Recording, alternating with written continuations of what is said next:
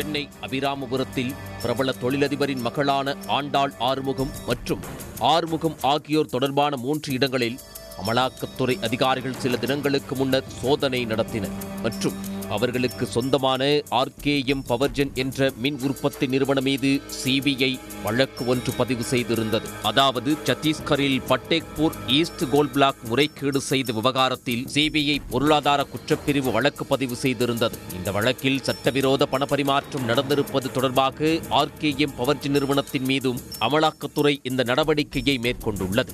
தொடர் விசாரணையில் RKM Powergen நிறுவனம் பவர் ஃபைனான்ஸ் கார்ப்பரேஷன் மூலமாக நிலக்கரி பிளாக் ஒதுக்கீட்டுக்கு கடன் வாங்கியுள்ளது.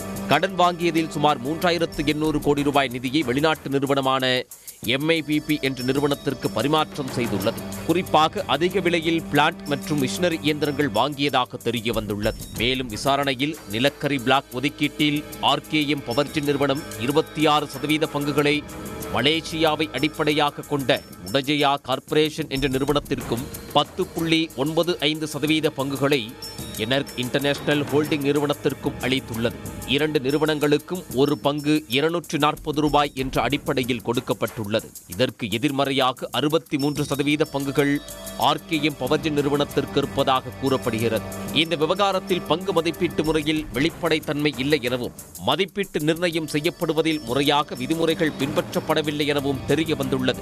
மலேசிய நாட்டு நிறுவனமான உடஜியா கார்ப்பரேஷன் பவர் ஃபைனான்ஸ் கார்ப்பரேஷன் மூலம் கிடைக்கப்பெற்ற நிதியை மிஷினரி வாங்குவதற்காக MIPP நிறுவனத்திற்கு மாற்றப்பட்டுள்ளது.